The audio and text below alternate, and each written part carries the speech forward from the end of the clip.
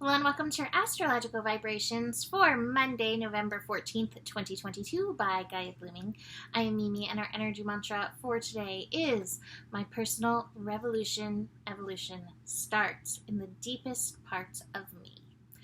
And got past last week, which means the astro for the rest of the year is a little bit more chill. Now, I'm not going to tell you that it's easy because I don't think anything has really been easy over the last several years. We could go beyond that, right? But it's chilling a little bit. And part of that chill this week is because we are going to have planets entering Sagittarius. Now, Sagittarius is a fire sign without chill, really. No, that's not true. Sagittarius can chill, but any fire sign can bring the fire. And Sagittarius is no different.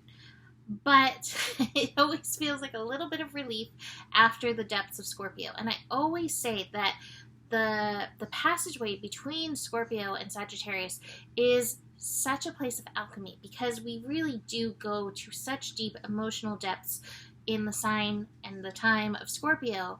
And Sagittarius helps us look at other perspectives. And so between the two of them, we have these lows and these highs. And it's somewhere in between there that we really can utilize both places, both energies, to help ourselves shift. So this week we're going to have Venus move into Sagittarius and then Mercury move into Sagittarius. They will move in Tuesday and then Thursday. And besides that, it is the Sun finishing up in Scorpio. As we have Venus, Mercury, Sun finishing up in Scorpio, they are doing the yachting work that I have been talking about.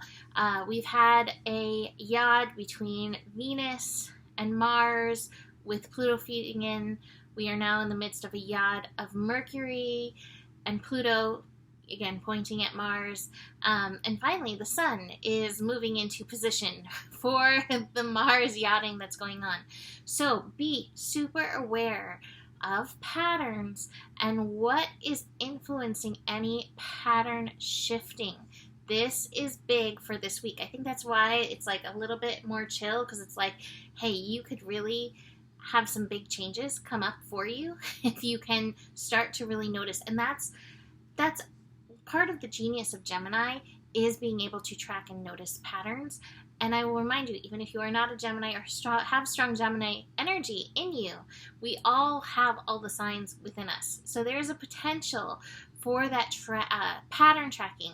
And if not, you may want to ask one of your Gemini strong friends if they have noticed any patterns that they've seen you swirling in.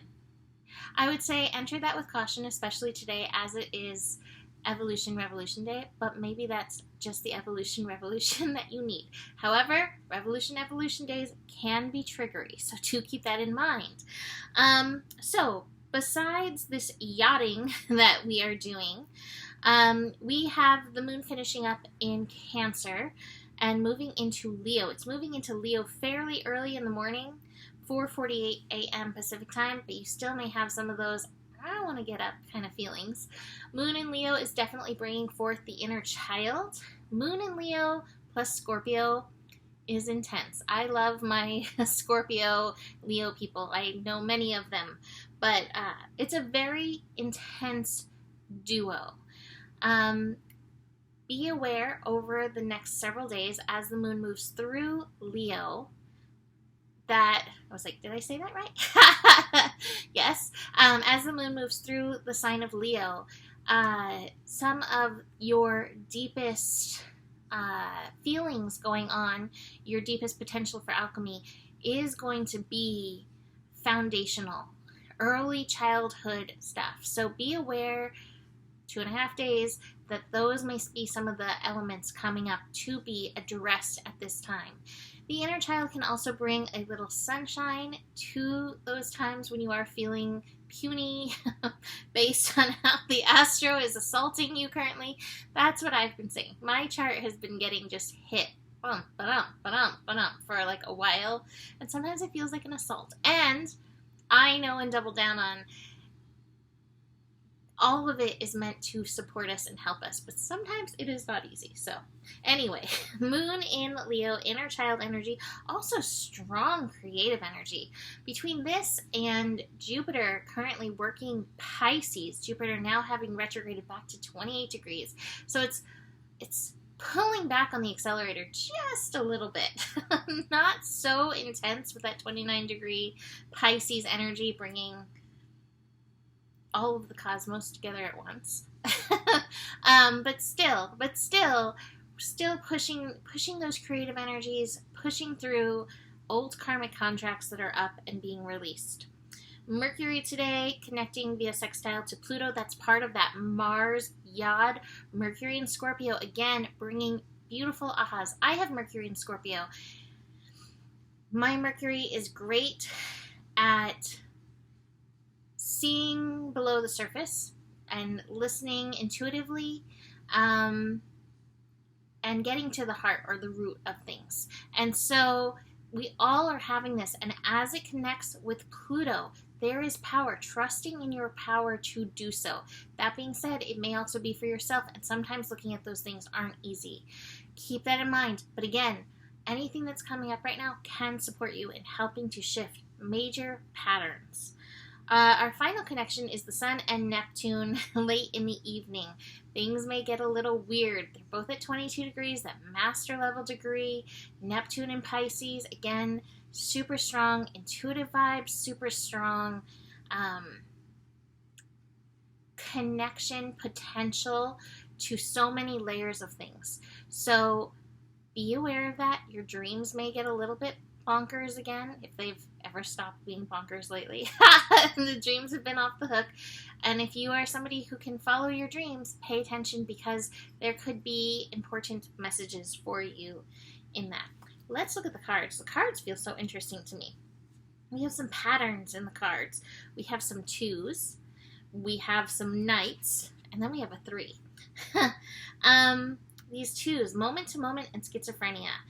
And the schizophrenia card's in reverse. Moment to moment is a Pentacles card. So it's like grounded step forward. Try not to get too much in your head. Like when I'm talking about these patterns, don't be racking your mind so much for it.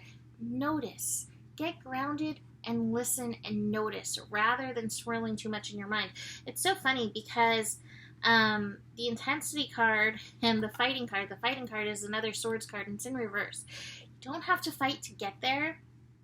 Again, trust what's coming up. The intensity card, we're moving forward. These night cards are about forward momentum. And sometimes, there can be a little battle there, but it really is momentum energy that is pushing us forward, even if it's just moment to moment.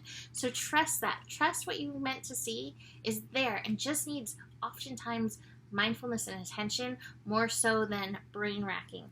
The final card is the celebration card. And I have to say, it was in reverse, but this card is hard times require furious dancing, and I get by with a little help from my friends card. So again, it might be valuable reaching out if you're willing to share with anybody, or needing support. It may be your friends that can actually help you get off the hamster wheel. So I'm going to leave that here for today. You can book a reading with me. Email me, mimiclark@gmail.com. My 2023 readings are coming out soon. Oh my goodness, I cannot believe that I'm already saying this. But be on the lookout for those incoming. I also last year I made up pages with like astro transit dates and had like the full moons and like this is when Neptune goes direct, this is when it goes retrograde, this is when Mars changes signs, all of that. And I'm interested in if anybody is interested in those, because if so, I will make them up as I'm doing the year ahead. So let me know about that. Besides that, the better it gets, the better it gets. There's more than enough love in the world for you. You have the power, and honor your values. Namaste.